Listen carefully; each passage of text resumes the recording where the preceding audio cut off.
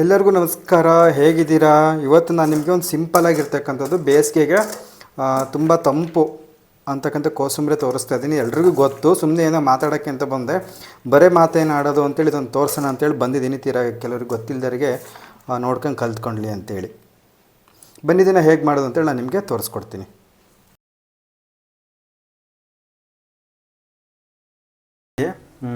ಒಂದು ನೋಡಿ, ಟೀ ಕುಡಿಯೋ ಕಪ್ಪಿಗೆ ಅರ್ಧ ಕಪ್ಪು ಹೆಸರುಬೇಳೆ ತೊಗೊಂಡಿದ್ದು ನೋಡಿರಿ. ಕಪ್ಪು ನಿಮ್ಗೆ ತೋರಿಸ್ತಿದ್ದೀನಲ್ಲ, ಟೀ ಕುಡಿಯೋ ಕಪ್ಪಲ್ಲಿ ಅರ್ಧ ಕಪ್ ಹೆಸರುಬೇಳೆ. ಇಷ್ಟು ತಗೊಂಡ್ರೆ ಇವೇ ಎಷ್ಟು ನಾಲ್ಕೈದು ಜನ ತಿನ್ಬೋದೇನೋ ಅಷ್ಟು ಆಗ್ತವೆ. ನೀರನ್ನು ನೆಂದ್ಕೊಂಡ್ಮೇಲೆ ಜಾಸ್ತಿನೇ ಆಗ್ತವೆ. ನಿಮಗೆ ತೋರಿಸ್ತೀನಿ ಎಷ್ಟಾಗುತ್ತೆ ಅಂತೇಳಿ. ಇಲ್ಲಿ ಇವನ್ನ ಒಂದು ಈ ಥರ ಒಂದು ಗಿಳ್ಳಕ್ಕೆ ಹಾಕ್ಕೊಂಡು ಒಂದು 2-3 ಸಲ ಚೆನ್ನಾಗಿ ತೊಳೆದು ಒಂದು ಗಂಟೆ ನೆನೆ ಹಾಕ್ರಿ. ಅರ್ಧ ಗಂಟೆಗೆ ನೆನೀತವೆ, ಒಂದು ಗಂಟೆ ನೆಂದರೆ ಚೆನ್ನಾಗಿರ್ತವೆ ಅಂತೇಳಿ. ನಾನು ಹೇಳಿ ಒಂದು 2-3 ಸಲ ಚೆನ್ನಾಗಿ ತೊಳ್ಕೊಂಡಿದ್ದೀನಿ. ಇದಕ್ಕೆ ನೀರು ಹಾಕಿ ಒಂದು ಗಂಟೆ ನೆನೆ ಹಾಕ್ಬಿಡ್ತೀನಿ.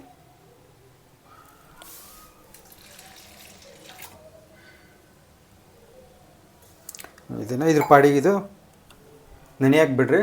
ಅದ್ರ ಪಾಡಿಗೆ ಅದು ನೆಂದ್ಕೊಳತ್ತೆ. ಇದಕ್ಕೆ ಏನೆಲ್ಲ ಬೇಕು, ಏನೆಲ್ಲ ತುರ್ಕೋಬೇಕು, ಹೆಚ್ಕೋಬೇಕು ಅದನ್ನ ನಿಮಗೆ ತೋರಿಸ್ತೀನಿ ಬನ್ನಿ. ಇವಾಗ ಇದಕ್ಕೆ ಏನೇನು ಬೇಕು ಈ ಕೋಸಂಬರಿ ಅಥವಾ ನೆಂಚಿಗೆ ಮಾಡ್ಕೊಳ್ಳೋಕ್ಕೆ ಅಂತಂದರೆ, ನಾನಿಲ್ಲಿ ಸೌತೆಕಾಯಿನ ಸ್ವಲ್ಪ ತೊಗೊಂಡಿದ್ದೀನಿ. ಸೌತೆಕಾಯಿ ಹೆಚ್ಚು ಕಡಿಮೆ ನಡೆಯುತ್ತೆ. ಸ್ವಲ್ಪ ಜಾಸ್ತಿ ಆದರೂ ತೊಗೋಬೋದಿಲ್ಲ, ಸ್ವಲ್ಪ ಕಡಿಮೆ ಆದರೂ ತೊಗೋಬೋದು. ಉದ್ದುದ್ದಕ್ಕೆ ಹೆಚ್ಚಿಟ್ಕೊಂಡ್ರೆ ನೀರುಳ್ಳಿ, ಸ್ವಲ್ಪ ಇದು ಕ್ಯಾರೆಟು ಕೂಡ ತುರ್ಕೊಂಡಿದ್ದೀನಿ. ಕೊತ್ತಂಬರಿ ಸೊಪ್ಪು, ಸ್ವಲ್ಪ ಹಸಿ ತೆಂಗಿನಕಾಯಿ, ಖಾರಕ್ಕೆ ಎಷ್ಟು ಬೇಕೋ ಅಷ್ಟು ಹಸಿಮೆಣ್ಸಿಕಾಯಿ. ಆದಷ್ಟು ಹಸಿಮೆಣ್ಸಿಕಾಯಿನ ಕಡಿಮೆನೇ ಹಾಕ್ರಿ, ಜಾಸ್ತಿ ಹಾಕ್ಬಿಡಿ. ಹಸಿದಿರುತ್ತಲ್ಲ, ಖಾರ ಇದ್ದರೆ ಅದು ತಿನ್ನೋಕ್ಕಾಗಲ್ಲ. ಒಂಚೂರು ಅದೊಂದು ಒಂಚೂರು ಖಾರದ್ದು ಇದು ಸಿಗೋದಕ್ಕೆ ಒಂದು ಸ್ವಲ್ಪ ಹಾಕ್ಬೇಕಷ್ಟೇ. ತೀರಾ ಖಾರ ಆದರೆ ಅದು ಕಸಕಟ್ಟೆ ಖಾರ ಆದರೆ ರುಚಿಸಲ್ಲ ಇವು ನೆಂಚಿಗೆ. ಹಂಗಾಗಿ ಸ್ವಲ್ಪ ಕಡಿಮೆನೇ ಇರಬೇಕು ಖಾರ ಇದ್ರಾಗೆ. ಆಮೇಲಿಂದ ಚೂರು ನಿಂಬೆಹಣ್ಣು ಸ್ವಲ್ಪ, ಅದನ್ನು ಜಾಸ್ತಿ ಹಿಂಡೋದಿಲ್ಲ. ಇವೇನಾಗುತ್ತಪ್ಪ ಅಂದರೆ ಇವು ಸ್ವಲ್ಪ ಹೆಚ್ಚು ಕಡಿಮೆ ಇದ್ರೂ ನಡೆಯುತ್ತೀವಿ ಯಾವನು. ಯಾಕಂದರೆ ಇದು ಹಸಿ ನಂಚಿಗೆ ಆಗಿರೋದ್ರಿಂದ ಏನೂ ತೊಂದರೆ ಇಲ್ಲ. ಏನಾದರೂ ಉಷ್ಣ ಜಾಸ್ತಿ ಆಗಿತ್ತು ಅಂತಂದರೆ ಇದನ್ನು ತಿನ್ನೋದ್ರಿಂದ ಉಷ್ಣ ಕಡಿಮೆ ಆಗುತ್ತೆ. ಹೆಸರುಬೇಳೆ ನಿಮಗೆ ಗೊತ್ತೇ ಐತೆ, ಅದು ನಮಗೇನಾದರೂ ಉಷ್ಣ ಜಾಸ್ತಿ ಆಗೈತೆ ಅಂದರೆ ತಂಪಲ್ಲ ಅದು ದೇಹಕ್ಕೆ, ಅದು ಸ್ವಲ್ಪ ತಂಪು ಮಾಡುತ್ತೆ ಅಂತೇಳಿ. ಇದನ್ನೇ ನಿಮಗೆ ಹಬ್ಬ ದಿನ ಇತ್ತು ಅಂದರೂ ಕೂಡ ನೀವು ಆ ಟೈಮಲ್ಲಿ ಕೂಡ ಇದನ್ನು ಮಾಡ್ಕೋಬೋದು, ಚೆನ್ನಾಗಿರುತ್ತೆ. ಅವಾಗ ಏನು ಮಾಡಬೇಕಪ್ಪ ಅಂತಂದರೆ, ನೀವು ಹೆಸರುಬೇಳೆ ಚೆನ್ನಾಗಿ ನೆಂದ್ಕೊಂಡ್ಮೇಲೆ ನೀರಲ್ಲಿ ನೀವು ಊಟಕ್ಕಿಂತ ಮುಂಚೆ ಒಂದು ಅರ್ಧ ಗಂಟೆ ಮುಂಚೆ ಇದೆಲ್ಲ ಹಾಕಿ ಕಲಿಸ್ಬೇಕು. ಮೊದಲೇ ಕಲಿಸಿದ್ರಿ ಅಂತಂದರೆ ಏನಾಗುತ್ತೆ ಅಂದರೆ, ಬೇಸಿಗೆ ಆಗಿತ್ತು ಅಂತಂದರೆ ಗಾಢ ನೀರು ಹೊಡೆದು ಬಿಡುತ್ತೆ, ಮತ್ತು ಹಳಸೋಗುತ್ತೆ, ಇಲ್ಲ ನೀರು ಬಿಟ್ಕೊಳುತ್ತೆ ಅಂತಾರೆ, ನೀರದಂಗೆ ಆಗುತ್ತೆ. ಹಂಗಾಗಿ ಉಣ್ಣ ಕುತ್ಕೊಳೋದಕ್ಕೂ ಒಂದು ಅರ್ಧ ಗಂಟೆ ಮುಂಚೆ ಇವನ್ನೆಲ್ಲ ಕಲಸಿ ಕೋಸಂಬರಿ ಮಾಡ್ಕೋಬೇಕಾಗತ್ತೆ. ಇದು ನಿಮಗೆಲ್ಲ ಗೊತ್ತಿರುತ್ತೆ, ಕೆಲವರು ಹೊಸೊಬ್ರಿಗೆ ಗೊತ್ತಿರಲ್ಲ ಅಂತೇಳಿ. ನಿಮ್ಗೆ ಯಾವಾಗಾರ ಬೇಜಾರಾಯ್ತು ಅಂತಂದರೆ ಈ ಎಲ್ಲ ಐಟಮ್ಸ್ಗಳು ಹಾಕ್ಕೊಂಡು ಚೆನ್ನಾಗಿರೋ ಇಂಥ ಹೆಸರುಬೇಳೆ ಕೋಸಂಬರಿ ಮಾಡ್ಕೊಂಡು ಚೆನ್ನಾಗಿ ತಿನ್ನಿರಿ. ಮನಸ್ಸಿಗೂ ಸಂತೋಷ ಇರುತ್ತೆ, ಬಾಯಿಗೂ ರುಚಿ ಇರುತ್ತೆ, ಆರೋಗ್ಯಕ್ಕೂ ಕೂಡ ತುಂಬ ಅಂದರೆ ತುಂಬ ಒಳ್ಳೆಯದು. ಸರಿ, ಇವಾಗ ಆಯಿತು, ಒಂದು ಗಂಟೆ ನೆಂದವೆ. ಇಷ್ಟು ನೆಂದರೆ ಸಾಕು. ತೀರಾ ಬರೀ ಅರ್ಧ ಗಂಟೆ ನೆನೆಸಿದ್ರೆ ಸ್ವಲ್ಪ ಹಂಗೆ ಗಟ್ಟಿಗಿರ್ತವೆ. ಹೆಂಗೆ ಮಾಡೋದೇ ಬದ್ದಾಗಿತ್ತೆ, ಯಾಕೆ ಒಂದು ಗಂಟೆ ನೆನೆಸಿದ್ರೆ ಏನಾಗಲ್ಲ ಒಂಚೂರು. ಇದನ್ನ ಚೆನ್ನಾಗಿ ನೀರು ಬಸ್ಕೋಬೇಕು. ನೀರು ಇಲ್ದಂಗೆ ಚೆನ್ನಾಗಿ ಬಸ್ಕೊಂಡು ಎಲ್ಲಕ್ಕೆ ಹಾಕ್ಯಂಡು ಕಲಿಸ್ಕೋಬೇಕು. ರುಚಿಗೆ ಎಷ್ಟು ಬೇಕೋ ಅಷ್ಟು ಉಪ್ಪು ಹಾಕ್ಕೊಂಡು ಇದನ್ನು ನೀರು ಬಸ್ಕೊಂಬರ್ತೀನಿ ತಡ್ರಿ. ಇವಾಗ ಇನ್ನೇ ಏನಿಲ್ಲ, ಇಷ್ಟೇ. ಇದಕ್ಕೆ ಇವೆಲ್ಲದನ್ನು ಸುರಿದು ಕಲಿಸ್ಬಿಟ್ರೆ ಎಷ್ಟು ಬೇಕೋ ಅಷ್ಟು ಉಪ್ಪು ಹಾಕಿ ರುಚಿಯಾದ ಹೆಸರುಬೇಳೆ ನೆಂಚಿಗೆ ಅಥವಾ ಹೆಸರುಬೇಳೆ ಕೋಸಂಬರಿ ಸಿದ್ಧವಾಗುತ್ತೆ, ತಿನ್ಬೋದು. ಹಾಗೆ ಇದನ್ನು ಎಲ್ಲದನ್ನು ಮಿಕ್ಸ್ ಮಾಡಿ ಕಲಿಸ್ಕೊಂತ ಇನ್ನೊಂದು ಸುಮ್ಮನೆ ನಮ್ಮ ಒಂದು ಬಾಲ್ಯಕ್ಕೆ ಕರ್ಕೊಂಡು ಹೋಗ್ತೀನಿ ನಿಮ್ಮನ್ನು. ಇದರಲ್ಲಿ ಇಷ್ಟು ನಿಮ್ಗೆ ಏನಾದರೂ ಟೈಮ್ ಇಲ್ಲ ಅಂತಂದರೆ ನೀವು ಇದೆಲ್ಲ ಹಾಕಿ ಉಪ್ಪು ಹಾಕಿ ಸ್ವಲ್ಪ ನಿಂಬೆಳೆ ಹಣ್ಣು ಕಲಿಸ್ಕೊಂಡ್ರೆ ಕೋಸಂಬರಿ ರೆಡಿ ಆಗುತ್ತೆ ಅಷ್ಟೇ. ಮತ್ತು ಇನ್ನೇನಿಲ್ಲ. ನಿಮ್ಗೆ ಬೇಕಾದ್ರೆ ಟೈಮ್ ಇಲ್ಲ ಅಂತಂದರೆ ನೀವು ಇಷ್ಟೇ ತಿಳ್ಕೊಂಡು ಹೊಡ್ಬೋದು. ನಾನು ಸುಮ್ಮನೆ ಹಿಂಗೆ ಮಾತಾಡ್ಕೊಂತ ತೋರಿಸ್ತೀನಿ ಎಲ್ಲದು ಹಾಕೊಳ್ರಿ ಹಿಂಗೆ. ಆವಾಗ ನಾವು ಸಣ್ಣರಿದ್ದಾಗ ಏನಾಗ್ತಿತ್ತಪ್ಪ ಅಂತಂದರೆ ಎಲ್ಲರೂ ಆಟ ಆಡೋಕ್ಕೆ ಹೋಗಿರ್ತಿದ್ವಿ.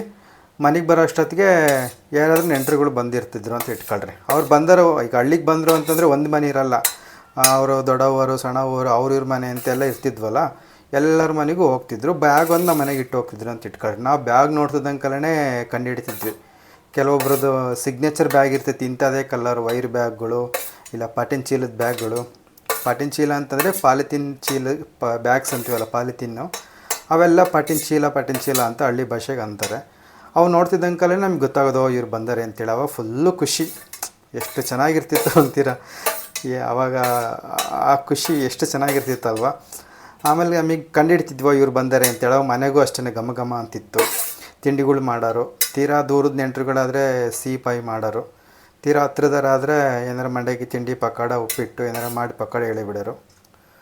ಹಂಗೆ ಅವಾಗ ಫುಲ್ಲು ಖುಷಿ ಆಗೋದು. ಇನ್ನು ರಜಕ್ಕಂತೂ ಯಾರು ನಮ್ಮ ನೆಂಟರುಗಳು ಈಗ ಅಂತೀವಲ್ಲ ಹಿಂಗೆ ಕಸಿನ್ ಬ್ರದರ್ಸು ಕಸಿನ್ ಸಿಸ್ಟರ್ಸು ಅಂತ ಹೇಳ್ತೀವಲ್ಲ, ಅವರೆಲ್ಲ ಬಂದಾಗಂತೂ ಖುಷಿ ಅಷ್ಟಿಷ್ಟಲ್ಲ, ಸಿಕ್ಕಾಪಟ್ಟೆ ಖುಷಿ ಆಗೋದು. ಅದೇ ಒಂದು ದಿನದ ತನಕ ಅಷ್ಟೇ.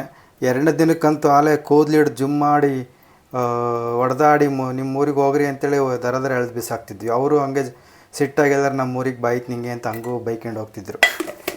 ಅಂದರೆ ಅವೆಲ್ಲ ಒಂಥರ ಚೆನ್ನಾಗಿ ಅವಾಗೆಲ್ಲ ಒಂದು ದಿನ ಖುಷಿ ಇರ್ತಿತ್ತು, ಎರಡನೇ ದಿನಕ್ಕೆ ಜಗಳ ಆಡ್ತಿದ್ವಿ, ಮತ್ತೆ ಸರಿ ಹೋಗ್ತಿದ್ವಿ ಹಂಗೆ. ನೋಡಿರಿ, ಉಪ್ಪನ್ನ ನೋಡಿ ಹಾಕ್ಕೊಳ್ಳಿ ಆದಷ್ಟು.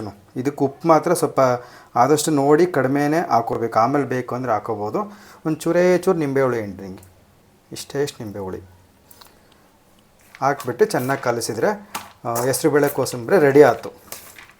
ಆಗ ಹಾಗೆ ಆವಾಗ ಎಷ್ಟು ಚೆನ್ನಾಗಿರ್ತಿತ್ತು ಅಂಥೇಳಿ. ಬಂದಿನ ಫುಲ್ಲು ಖುಷಿ ನಮಗಂತೂ. ನೆಂಟರು ಬಂದರೆ, ನಮ್ಮ ದೊಡ್ಡವ ಮಕ್ಕಳು ಬಂದರೆ, ಸಣ್ಣವ ಮಕ್ಕಳು ಬಂದರೆ ಅಂಥೇಳಿ ಆಟ ಆಡೋದೇನು ಕುಡಿಯೋದೇನು ಒಂದು ದಿನಕ್ಕೆ ಆಲೆ ಕಿತ್ತಾಡಿ ಕಿವಿ ಹರ್ಕೊಂತಿದ್ವಿ. ಮತ್ತು ಅವು ನಮ್ಮ ಊರಿಗೆ ಹೋಗ್ತೀವಿ ಅಂತ ಅವು ಕಿಸಿಯವು. ಆಮೇಲಿಂದ ಹೋಗ್ಬೇಕಾದ್ರೆ ಮತ್ತೆ ನಮಗೆ ಬೇಜಾರಾಗೋದು, ಅಯ್ಯೋ ಜಗಳ ಮಾಡಿಬಿಟ್ವಲ್ಲ, ಜಗಳ ಮಾಡಬಾರ್ದಿತ್ತು ಅಂತ. ಒಂಥರ ಏನೋ ತುಂಬ ಚೆನ್ನಾಗಿತ್ತು. ಇವಾಗೆಲ್ಲ ಸಂಬಂಧಗಳು ಈಗೆಲ್ಲ ಸಂಬಂಧಗಳು ತುಂಬ ಕಡಿಮೆ ಆಗ್ತಿದೆ. ಆವಾಗ ದೂರದ ಸಂಬಂಧ ಆದ್ರೂ ಹತ್ರದ ಸಂಬಂಧ ಅನ್ನೋ ಥರ ಹೇಳ್ತಿದ್ರು. ಇವ್ರು ನಮಗೆ ದೂರದರಲ್ಲಿ ಇವರು ಭಾಳ ಹತ್ರದ ಸಂಬಂಧ, ನಿಮ್ಮ ಅಜ್ಜಿ ಇಲ್ಲೇ, ನಿಮ್ಮ ಅಜ್ಜಿನ ಅಣ್ಣಿಲ್ಲೇ, ಅಣ್ಣನ ಎರಡನೇ ಹೆಂಡ್ತಿಲ್ಲ, ಅವ್ರ ಅಣ್ಣನ ಮಗ ಅಂತ ಹೇಳ್ತಿದ್ರು. ಇವಾಗ ಹೆಂಗಾಗಿತ್ತಪ್ಪ ಅಂತಂದರೆ ಹತ್ರದವೇ ದೂರ. ಅಯ್ಯೋ ಇದು ಭಾಳ ದೂರದ ಸಂಬಂಧ ನಮಗೆ. ಯಾರು ಇವರು? ನಮ್ಮ ಅಮ್ಮಿಲ್ಲೇ, ನಮ್ಮ ಅಮ್ಮನ ನಮ್ಮ ಅಮ್ಮನ ತಂಗಿ ಅಂತೆ, ಅಷ್ಟು ದೂರದ ಸಂಬಂಧ ಅನ್ನಂಗೆ ಆಗಿದೆ. ಅಂದರೆ ಏನಾಗ್ತಿದೆಯಪ್ಪ ಅಂತಂದರೆ ಸಂಬಂಧಗಳಿಗೆ ಬೆಲೆ ಕಡಿಮೆ ಆಗ್ತಾಯಿದೆ ಇವಾಗ. ಮೊದಲೇ ಇದ್ದಷ್ಟು ಆತ್ಮೀಯತೆ ಈಗ ಇಲ್ಲ. ಈ ಒಂದು ಜೀವನ ಶೈಲಿ ಅಂತ ಏನು ಹೇಳ್ತೀವಿ ಅದರಿಂದನೋ ಏನಕ್ಕೋ ಗೊತ್ತಿಲ್ಲ, ಬಟ್ ಆಗಿಂದು ಆತ್ಮೀಯತೆ ಈಗಿಲ್ಲ ಅಂತ ಅನಿಸುತ್ತೆ. ಏನಾದರೂ ತಪ್ಪು ಹೇಳಿದರೆ ಬೇಜಾರಾಗಬೇಡಿ. ಆಗಿನ ಒಂದು ನೆನಪನ್ನು ನಿಮ್ಮ ಹತ್ರ ಹಂಚ್ಕೋಬೇಕು ಅಂತ ಅನ್ನಿಸ್ತು, ಹಾಗಾಗಿ ಹಂಚ್ಕೊಂಡೆ. ಸರಿ ಆಯ್ತು, ಇಷ್ಟೇ. ಮುಂದಿನ ವಿಡಿಯೋದಲ್ಲಿ ಸಿಗ್ತೀನಿ. ವಿಡಿಯೋ ನೋಡೋದಕ್ಕಾಗಿ ಧನ್ಯವಾದಗಳು. ಟಾಟಾ, ಬಾಯ್ ಬಾಯ್.